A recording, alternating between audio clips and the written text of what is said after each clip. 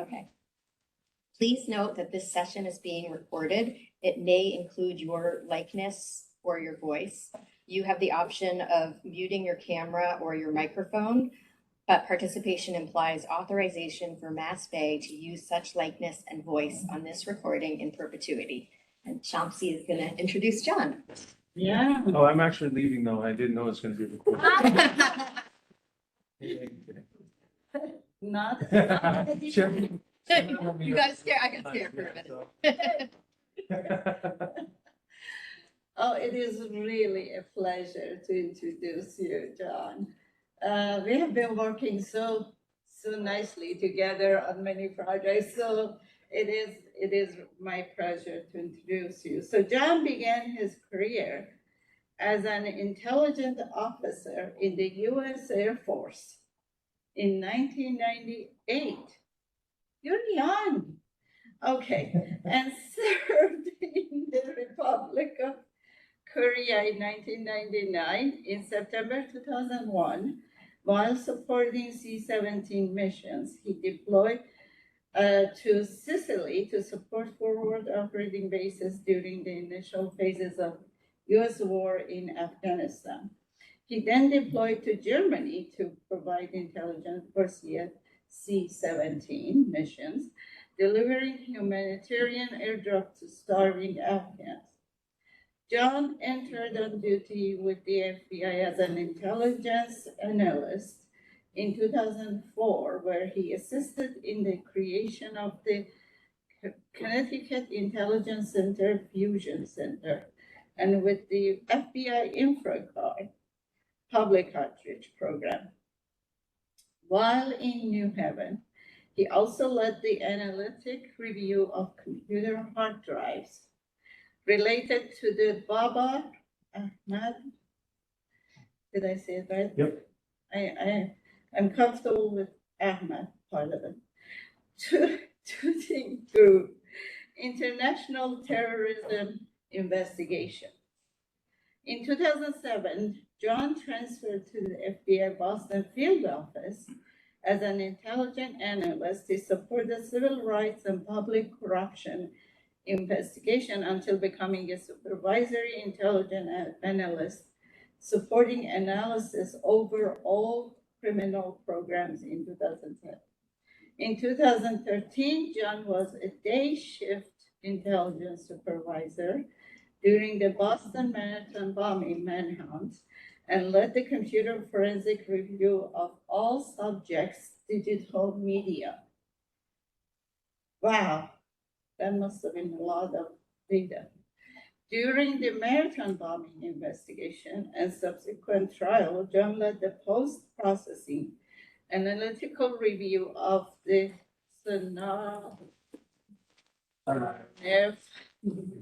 family's digital media. He wrote the initial digital analysis used in support of the Tsarnaev trial. He led the review of more than 33,000 emails, 120,000 photos, and 12,000 videos for the purposes of criminal discovery and trial preparation. He wrote over 50 reports, which were used in testimony to support Zohar Tsarnaev's eventual conviction. In 2016, he earned a Master's of Science in Information Security from Boston University and became FBI Boston's Chief Security Officer. Before joining the Mass Cyber Center, where he is the Director of Cybersecurity, John was Director of Cybersecurity for Magna 5's Boston metro area. He managed day-to-day operation of company's Security Operations Center. He managed endpoint and network protection, cybersecurity awareness training, and security information event management software. I'm looking at students because they know these terms. He developed cybersecurity plans and vulnerability assessments and ensured client cybersecurity governance models followed best practices with frameworks like NIST, SOC 2, PCI, CMMC. He delivered presentations to local companies and professional organizations. John has been a featured speaker at the Massachusetts National Cybercrime Conference and at the Microsoft Digital Crime Community Conference in Vienna, Austria in 2016. Nice. He was a featured speaker. Did you enjoy that? He was a featured speaker at TrackLocker Zero Trust Ward and International Crisis Management Conference in 2023. He has delivered remarks locally at many universities and professional organizations. He completed the 2017 Boston Marathon Tough Rock, which was a 26.2-mile hike carrying 15 to 50 pounds in tribute to fallen military comrades and in memory of those victims of marathon bombing. He's a proud father of 3 children. Oh, I like the last sentence. Oh, thanks. Well, Thank you very I would much. never have, I would have cut that like into one paragraph if I knew you were gonna read it, so. But I am glad that I read it. All right, well, thanks. It is very interesting. Wow, what an experience. Well, thanks. So that's what I want to talk to people about today. And Thank you. so what I'm going to talk about to students particularly is, my experience and talk about the marathon bombing a little bit, but then talk about what got me there and what got me here. And lessons I've learned throughout the years, things that I try to teach my kids. And when I mentor people, things that I try to teach those mentees as well. All right, so this is Boston. I've given this briefing worldwide. So generally people know the marathon route and what that looks like, the complexities of that, but essentially there are 8 different precincts, police precincts that we coordinated with between, all the locals. And then of course there's Mass State Police, Boston Police, FBI, and a variety of agencies on every marathon that are working to protect the marathon. The Bureau's role in that was really just a support role. We didn't have a response role, or we only had a response role and a support role. We weren't part of the security apparatus prior to 2013. Is there a way to just make sure that people can hear me online? Robin? Can you? That's Tony. Tony, Yeah. can you hear us? He says thumbs up, so. Okay, We're good. all right, awesome. Yes. Great. Yeah, we can Okay, hear you. awesome. Great, okay, great. Hey, Tony. All right, so on Boylston Street, we had the first and second explosions. They were about, I think they were 17 or 18 seconds apart. These are the 2 blast sites. Blast site 1 was at outside of Marathon Sports at the finish line, and then the second blast site was at the Forum, and that's where the Richard family was, and I think Lindsay Lou was walking through that Forum. Actually, I think she was walking through blast site 1 when that bomb went off. So this was the first picture that we got when the actual manhunt was happening. So, let me just set the stage for a minute and just say that this was one of the first homicide bombings versus a suicide bombing, where in a suicide bombing, the terrorist is usually in the remains, amongst the victims. In a homicide bombing, they dropped the backpack and walked away. And so it's much more difficult, very complicated. And now you've got these killers on the loose.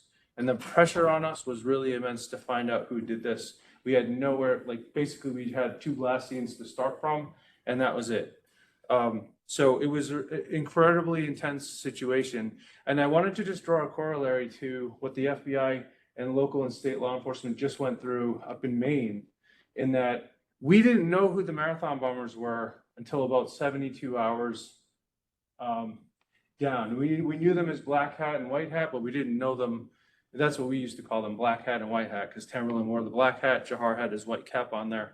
But the FBI and the local and state law enforcement in Maine like they knew almost immediately who that person was. So the pressure for us on locating the person we knew who was the target or the subject of the marathon bombing was immense, but that was just one day of pressure from, you know, essentially the 18th overnight into the 19th, when we eventually found Jahar. The pressure on the local and state and federal law enforcement in the last week had to have been extremely intense. And, you know, I did talk to the FBI Wednesday, Thursday, and Friday. And, you know, they were supposed to come and speak at our conference we had on Friday. And I was like, hey, you got bigger fish to fry. Like, don't worry about it. But thankfully they found him when they did, so that people could, you know, rest a little bit easier. Anyway, so what we have here is a picture. The first picture we have that actually had gave us a good idea of what we were looking for. And there's in the classroom, I'm just highlighting right behind that state trooper who was running, right behind his leg, you could see on the ground a backpack, and looking right up after that backpack would be Jahar. And so that was the first picture that we had that gave us an idea of where that backpack was and who may have put it down. We had been looking at the forum video. I think the camera was right about up in the top right corner of the forum. We had been looking at that video thousands of times and did not see the backpack, because Jahar, when he walked in, he basically just came over and just like a little slug, and the backpack fell down. So like you didn't see someone like come in, place something, you know, it was very subtle. And he did it very naturally. So we really couldn't see him putting down that backpack until we got this photo that was passed in from a member of the public. So we had to backtrack. Now that we saw him, okay, let's find him. So Boston Police, Brian Gavioli, a detective lieutenant from the Commonwealth Fusion Center, he and I about 2 months ago just realized we were both working on this together. But he was going, you know, and pulling this information, pulling the video in conjunction with Mass State Police, Boston PD, and the FBI, pulling video from everybody who had video along the marathon route, so that we could identify the two bombers. And what we found out was the two bombers. So fast forward to after we caught Tamerlan and Jahar, what I'm going to talk about is what we did digitally, how we had to go through this, and the challenges that were facing us when it came to the different types of reviews that we had to do. A lot of this you'll see is some of the same work hashed a bunch of different ways, which was difficult. So the first thing we did was, you know, in the immediacy of, okay, we found the two bombers, what does their circle of friends look like? So we did these triage reviews where we looked at their hard drives, we looked at emails coming in from the public, and we tried to push as much information to other agencies as we could. But really our goal in the first couple of days was determining, did these two act alone? Are there others out there? Are there more bombs on the way? And that was really the most immediate need that we had to identify. We used a tool called Forensic Toolkit. I think it was bought and maybe owned by Encase now. So that was the forensic tool that I think they're calling it now. But this was essentially finding out, you know, who's targeting us? Are there any follow-on threats? And we'll talk about the trial, the longer term analysis, and what we did for that down the road. Some of these are pictures of pictures that we took from the investigation. That is Jahar just sitting in a chair with the Shahada above him, which some people could take to be, you know, a jihadi symbol. It's not, but some people use it that way. And so Jahar did in that case. And that's bottom one is him lighting off fireworks. So to actually identify the information that came in from the public, we were getting thousands and thousands of emails. We got 30,000 emails in that first week of the manhunt. So we had to really take that information and figure out, okay, how can we analyze this information for trial purposes that gives us an authoritative look at every email that came in to make sure we didn't miss anything, But a really important part of our US trial system is that we have to make available to the defendant information that could, basically exonerate them, right? So we then had, this was not part of that triage. This is more a court preparation in our discovery phase. So we had to go through 30,000 emails for the benefit partially of Jahar. And if you saw his name, it looks like Zokar, but his family and he pronounced it Jahar. So I refer to him that way. But for the benefit of Jahar's trial, we had to go through these 30,000 emails and identify pictures or emails that identified Tamerlan or Jahar or both of them or the victims and potentially any accomplices so that we could tag them. So what we did was we used NCASE or the FTK, Forensic Toolkit, and we archived the PST file from our Microsoft Outlook account and then imaged that and then basically tagged every one of those 30,000 emails at least once. And again, this was an iterative project. This was a 6-week project.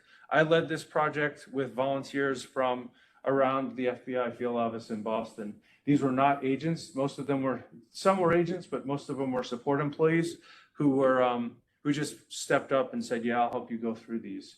A lot of trauma in there, and I'll talk about that in my lessons learned for students shortly. So after we did the email review, then there was a whole other component that I had to manage, which was the tip line review. So these are tips. So the emails were tips as well, but these tips came in through FBI headquarters. So we had an 800 number FBI headquarters and FBI Criminal Justice Information Services, or CJIS. They were running our 800 line. So we got 34,000 tips, not just about the FBI marathon bombing, but this is from the time of, I think it was the April 13th through May 10th, the FBI got in total 34,000 tips from the public that were not just marathon related, that were everything. So we had to go back through all of that and determine, is this related to the Boston Marathon bombing or is it not? So someone could have called in about like their crazy Uncle Joe or crazy Aunt Sally, and basically we had to go through and say, this is not related to Jahar's trial, this is related to Jahar's trial. So that was another whole process. Believe it or not, at that time, the FBI had no ability to tag those tips. So that's why we had to go through all 34,000.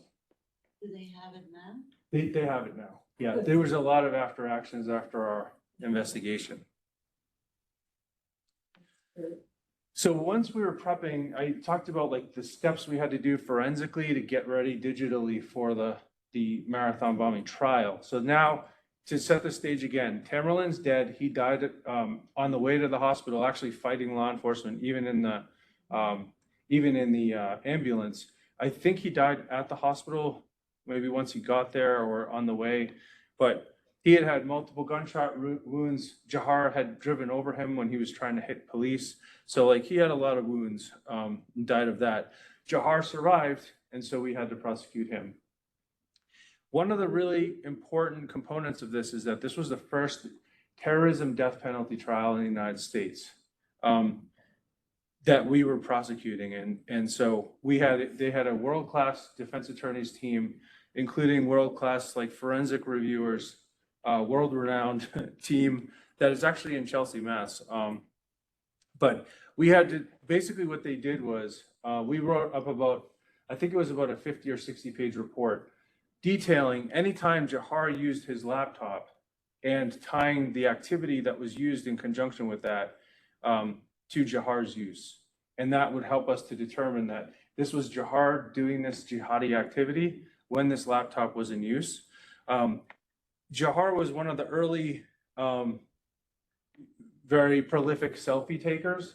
So he would take selfies and then mobile sync with his iPhone to his laptop. So we would get the timestamps of the mobile syncs and the time that the phones would, or the pictures would come onto the computer. And forensically, then we'd be able to determine Jahar was using that computer when that happened. And oh boy, here's an Inspire magazine that gets opened up like right after that. So we were able to determine forensically that this was his computer. So the defense said, yeah, it was his computer. Yeah, he did it, but his brother made him do it. And so our burden was to prove that he self-radicalized, he intended to do this himself, and it wasn't Big Brother saying, you come along with me. So I had already mentioned the report that we had to write up. Basically, we had to prove as best we could that this was his activity. And so many of the family members prior to September 2011 were using this, and there was jihadi material all over the laptop. Excuse me. Some of that was most likely Tamerlan and then other family members. But we could definitively say it was Jahar from 2011 and beyond, because Jahar took it to school and then had possession of it the majority of the time. So we used a bunch of different tools. AD Lab was Forensic Toolkit. I think they call it NCASE now. X-Ways Forensics. We used a variety of phone extraction tools. The FBI had some of their own extraction tools, and then we used COTS, our commercial off-the-shelf phone extraction tools as well. And then we used something called Log to Timeline, which was initially, I think it's now called Plaso or Plaso. We took that Log to Timeline data, put it into Splunk, and then parsed it out into a Access database. And so the first forensic review I took of Jahar's computers was literally going line by line through an Access database to make sure we didn't miss anything. So that was a 2-month project of just sitting in there and doing that, but I wanted to make sure that we didn't miss anything. And that was the most intimate way to do it, was look at every single event on that computer manually. And so we did that, and then went back through with AD Lab and did another view of it. So I had written a ton of products on Jahar. I had approved a lot of products on other members of the Tsarnaev family. So for the purposes of evidence, what you see here, these are numbers like you can see up there, 14-6, you can see like 3R4, 1W16. These are evidence identifiers from the FBI evidence response team. And so the way this would work is, I'm just going to use, okay, 1W15, it's up at the top right there. So 1W was one of multiple locations where the FBI collected evidence. So they named that scene 1W, and anything that came from that scene had a number. So this was the 15th item that was categorized from scene 1W. And that's how it got the name 1W15. But it was a really rigorous like FBI evidence response team process. And that's how we could tie the evidence directly to a crime scene or an individual. Ironically, 1W15 was actually the only piece of evidence anywhere that had 2 identifiers with it. So someone actually, in this case, there was a 1W15 that was a Patriot thumb drive. And then there was a 1W15 that was something else it was a mistake. It should have been 1W16. So that was the only time we actually had like an actual issue. And of course it was in a piece of digital media. So we had to like explain that every time that we dealt with 1W15. But this is the, because I had written all those reports, the US Attorney's Office did not have me testify on the stand during Jahar's trial on his radicalization, the forensic side of it. They had our expert who was in charge of our computer forensics program, Kevin Swindon, do the testimony for us on the stand. And it was basically 2 days that felt like 30 days of him being on the stand, especially because I did a lot of this work. And I then had to train him in 2 weeks of prep time, what I learned in 2 years of doing this work. So what we did was, this was the map that we came up with together, so that I could explain to him, okay, the Sony bio was Jahar's. All these other pieces of media are coming from these other places. And so this is how this was our cheat sheet to how I could tell Kevin, okay, this came off of the iPod Nano, which was 14-37. But I wanted to point out here, the significance of this is that you can see on the left side, there's the word Sony Vaio. That was Jahar's laptop, and that was the one that we tied back to Jahar only, the one that he took to school. And you can see also up here, there's no cross correlation between Sony Vaio and the Shuffle, the Nano, or the Samsung Finesse, which is Jahar's cell phone. On those, the next slide here is the depiction of jihadi material that was on, I'm going to go back a slide, on those 4 devices that only Jahar had access to. So forensically, we were able to show throughout the course of the trial that Jahar was the only one who had access to these 4 devices, and that those devices had a jihadi playlist on them.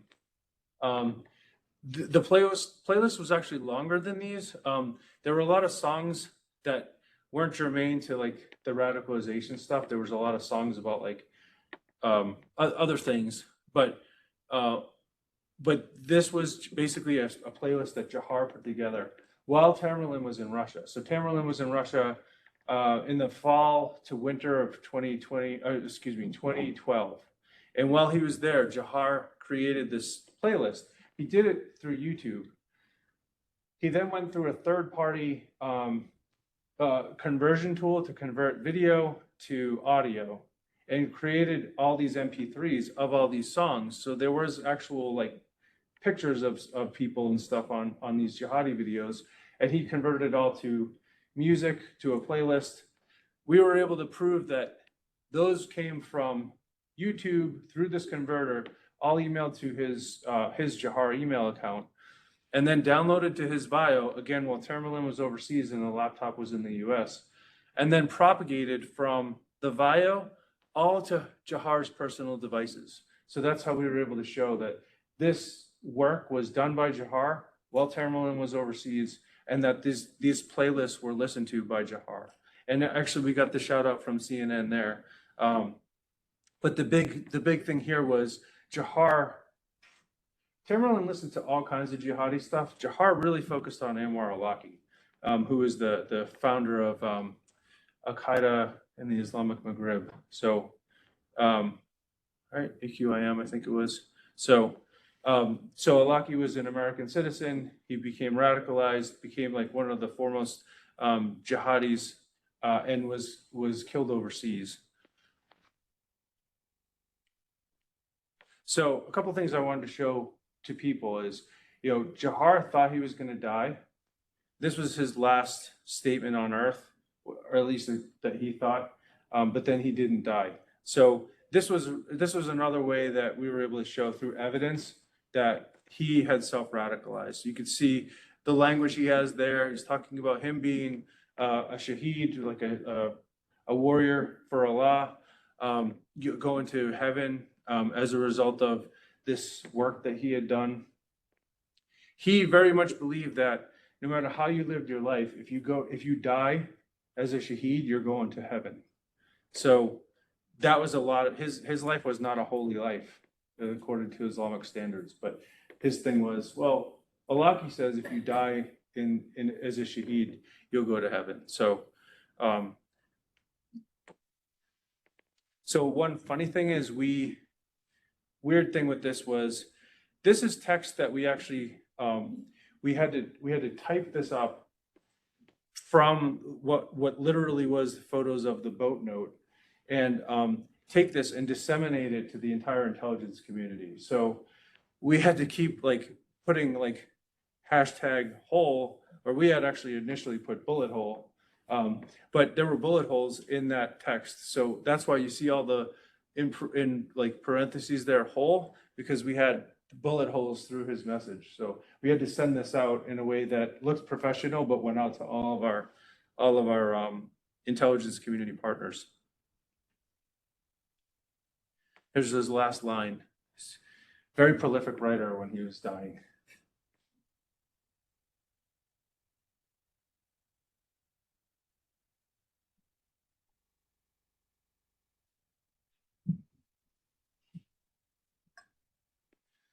All right. And this was his last thing he wrote on, just somewhere on the boat there. These are some of his tweets. Again, the forensic investigation looked at every type of digital forensics he had.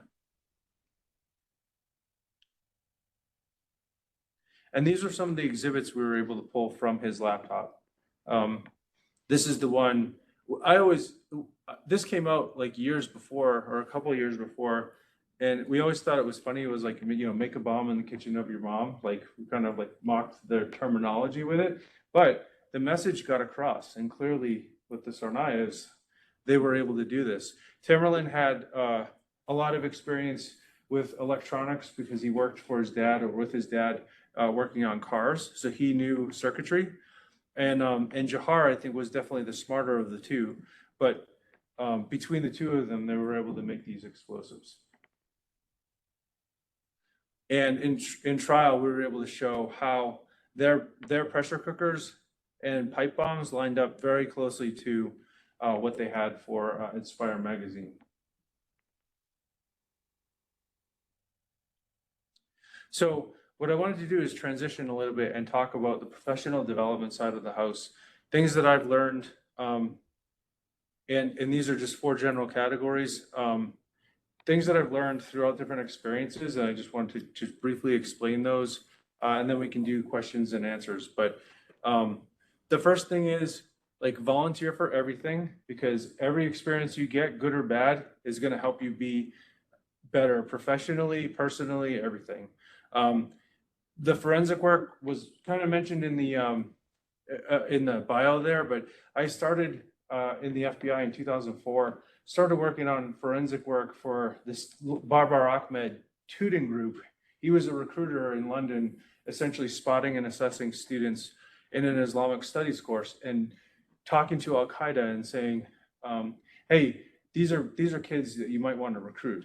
So he was basically doing that in London and getting these kids to be recruited by Al Qaeda and brought over to fight in Bosnia or anywhere else, basically, as wars continued.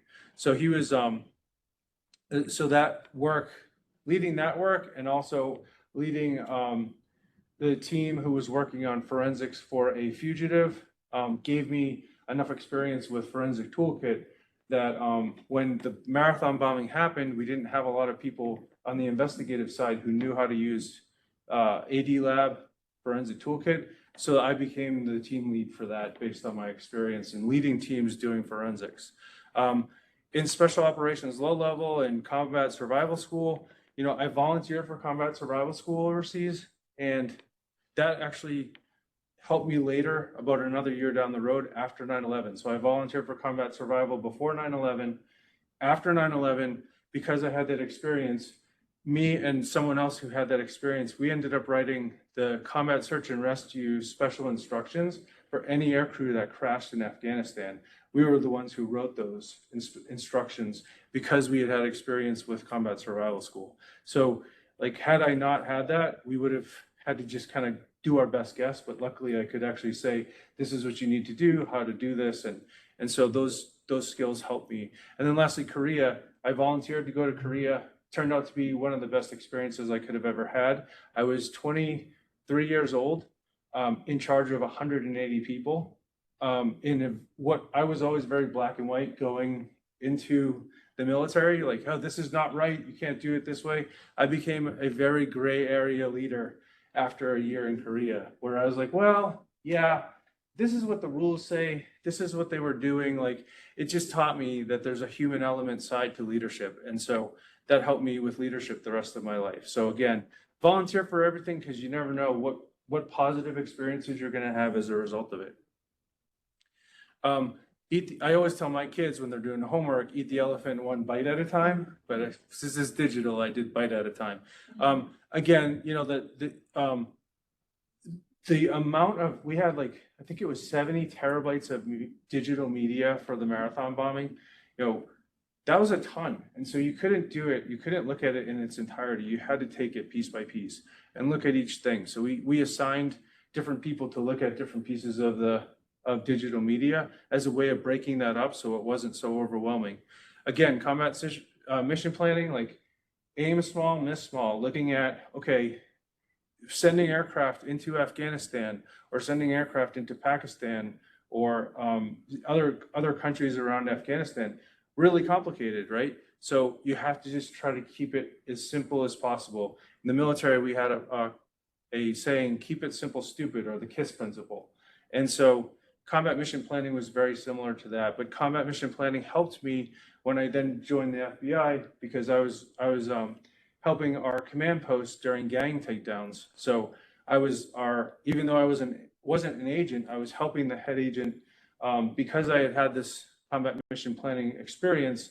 I was helping him literally during gang takedowns, where I'd be helping him like track who's where, which teams are we sending where, what's their status, any shots fired, anything like that. So who knew that like 10 years prior, the experience I had in Afghanistan was going to help me with that. So again, just take everything as small as you can. Aim small, miss small, or eat the elephant one bite at a time. I already talked about the combat search and rescue special instructions. In the Air Force, we have the saying, flexibility is the key to air power. What got me to the position at the FBI, the first position didn't get me to the second position. I had to constantly improve. I had to constantly work on education or experience and volunteer for things in order to get the next step higher job. And same thing happened with the director of the Mass Cyber Center. Just coming from the FBI, I really wouldn't have been probably their choice to be the director of the Mass Cyber Center because I had some cyber experience, but really the managed services provider experience really helped me to be that well-rounded kind of character that they were looking for. So again, you always have to look at self-improvement and be flexible. If you get thrown into a situation that you hate, just think about this too shall pass, or that's coming up in another slide, but make the best of the situation that you're in and just treat it as an opportunity for experience. And the last thing is, never be afraid to look inward at yourself.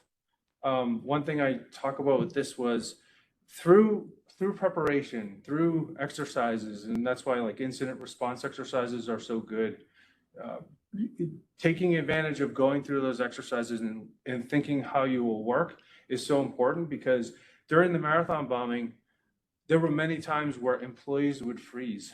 And so these are, 300 to 500 people working on a worldwide investigation that the entire world's watching in a live manhunt.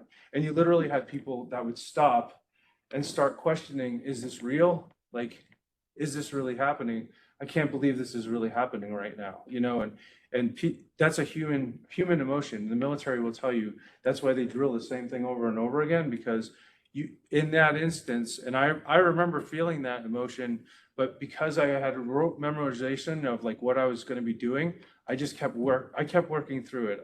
Even though I was thinking those feelings, I kept thinking it, but I kept working. So, that's something to keep in mind. Look at yourself, assess yourself when you're in some of those difficult situations, but then also take advice from others, listen to what other people tell you. 360 there is like a 360 evaluation we had of each other. I used to walk around and talk to my people all the time when I was a supervisor. And then so they called those rounds, but basically I was always trying to manage up, talk to my boss, tell them what I was doing, and then manage down to my employees, tell them what I was doing, but also try to solicit their feedback, and when I was doing the marathon bombing, there was a good amount of time where people were questioning my motives for why I was doing this work. And it's look, I worked every day from, I think it was February of 2014 till the trial, except for Christmas Day of 2014. I was like, F it, I'm not working today.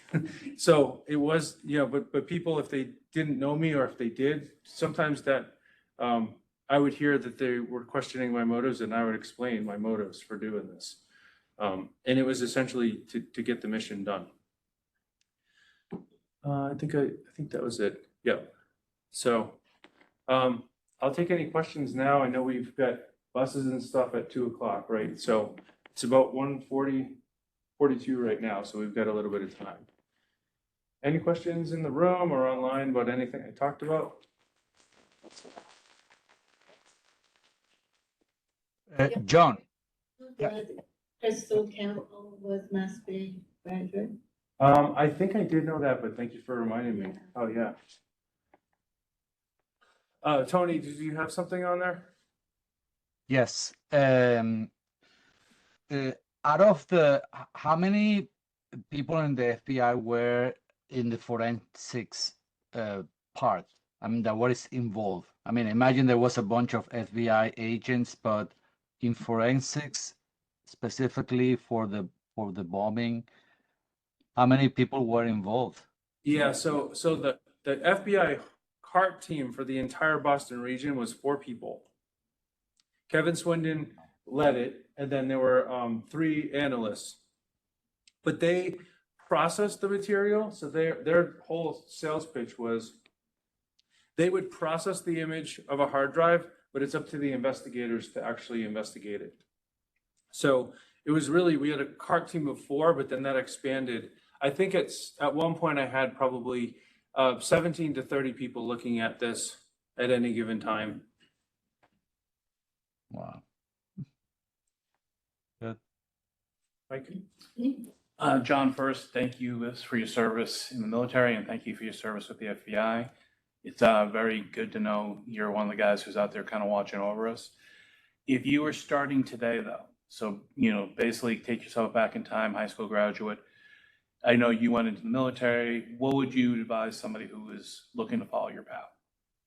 Yeah, so the military path or just path in general? Doesn't have to be the military. So, by the way, I really appreciate you saying always keep learning, because this is something I tell my students on a regular basis. yeah, I mean, I think what we're trying to build here between Mass Cyber Center, Mass Bay, Bridgewater State, Springfield Technical Community College is kind of fits in line with what I would say, which is take advantage of opportunities, get as much on-the-job training as you can. You try to marry up what you want to do down the road with life experiences you can build towards that goal. So one of the things I did when I got my master's, before I chose what my focus was going to be for my master's, I wanted to do cybersecurity, but that's like a big world, right? I went out on Indeed and I looked at jobs and I looked at what those jobs said they wanted for experience.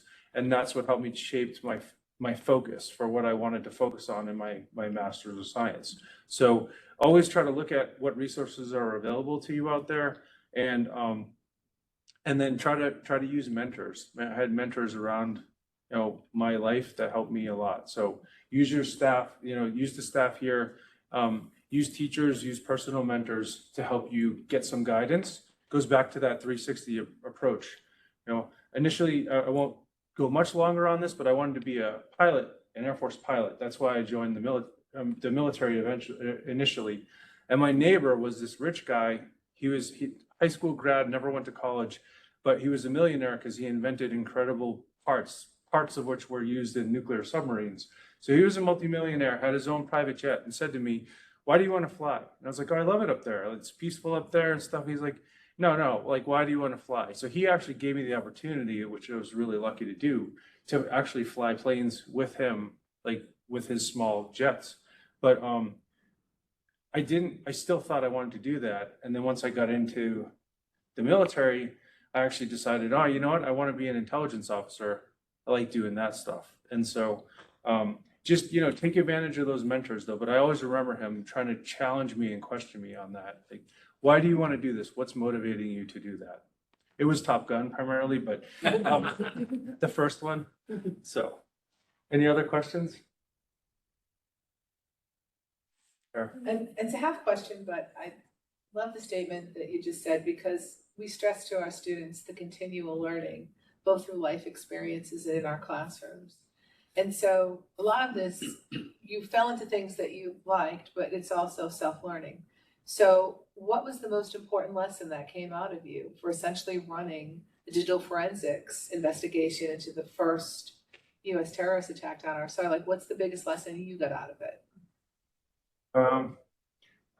You can't do it alone.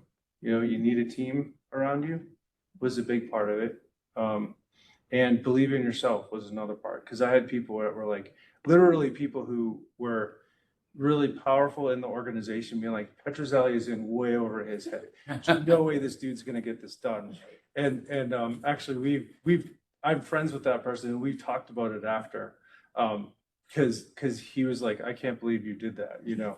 So, but yeah, I mean, that's what I would say. That's fantastic. Thank you. So would you be willing to come to my class and present to students the importance of teamwork Sure. and practicing it in classes? Yeah, absolutely. Yeah, Yeah. some students don't like to work in teams, but I keep saying that this is the safe environment for you to practice Right. working with others, because when you go to work, that's what you're going to do. Yeah. Well, I mean, I hated it in college too, right? Like the teams you had, you've 3 or 4 people, they all have different backgrounds than you, and like they don't want to necessarily work on this project. So sometimes you're the one pushing the team, you know. But again, if that's happening, right, you've got a team of 3 or 4 people and you're the one who has to like keep pushing the team. Think about that as leadership experience. Think of it as organizational skills. Think of it as those, even though you hate the experience, use the experience for your benefit, you know, and that's going to help you. Your teachers are going to notice that, or they most likely will notice that. You know, you don't necessarily have to call attention to it, but use it as a life experience. That's what I tried to do. I was never one that was like slacking, like, oh yeah, you guys got it. I was usually one that was like trying to move the job along. Yes. So you wanted to be a pilot. At what point did you reassess and decide that you didn't want to be a pilot anymore? And had you invested time towards being a pilot?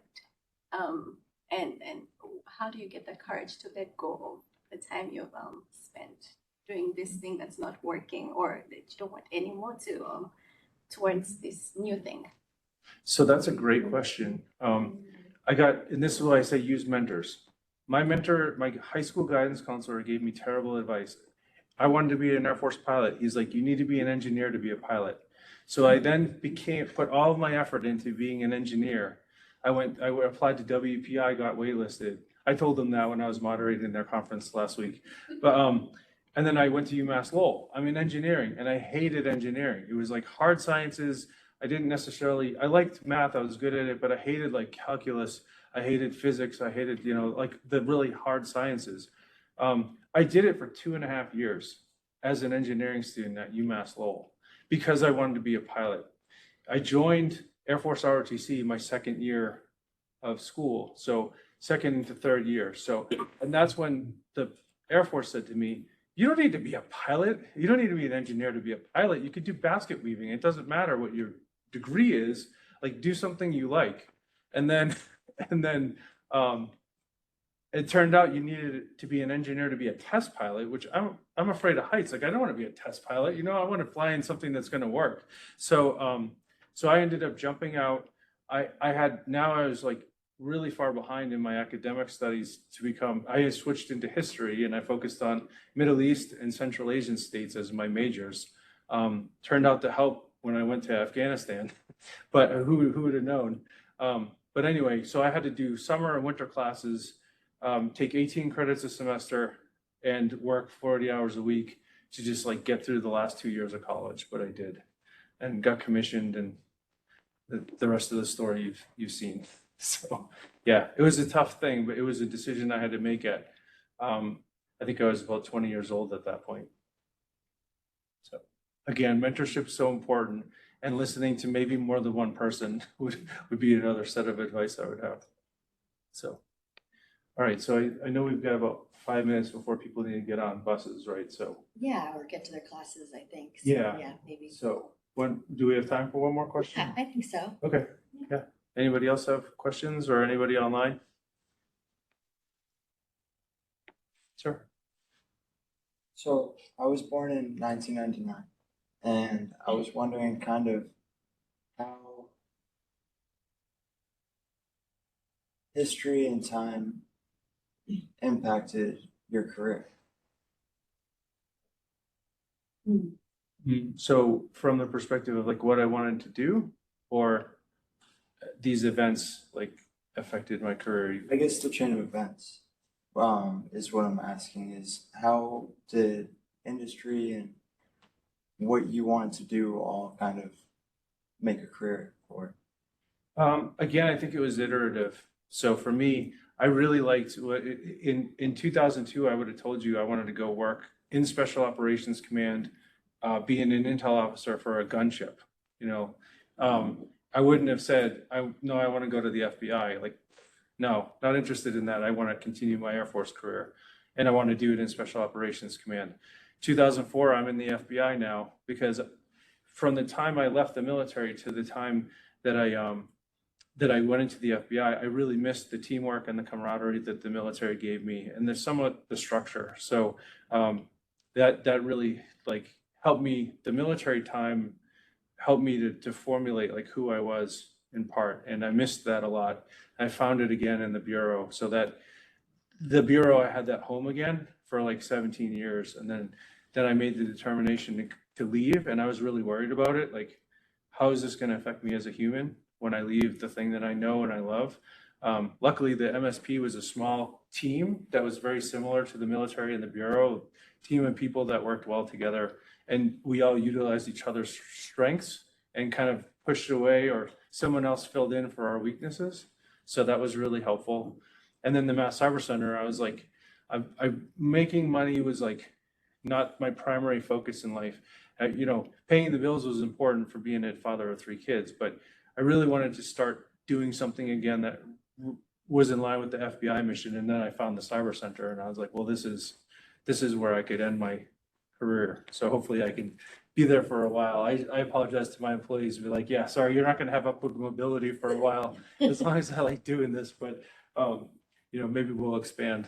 So does that answer your question? Yeah. All right, well, I just want to continue what you were saying for students' sake. It doesn't matter what era you're living and making your decisions. So it is important to know that nowadays in this world, with the situations that there are, cybersecurity is important field, and there are so many career opportunities. So I always tell students, not everyone who is interested in cybersecurity is going to do the technical cyber, but be doing, you know, white hat hacker or ethical hacker or protecting networks. Not everyone is doing that. Cybersecurity has so many other venues that you can follow, but they are all important because that is the future. yeah, and the technology is changing so rapidly. Like I hacked my first computer in 1999, maybe around the time you were born, I don't know. But again, the technology back then, we were using like a terminal, you know, as of now, we're using all kinds of things. So, but I know we're at time. So, thank you all for coming and listening to me today. And, you know, feel free to reach out to me in the future.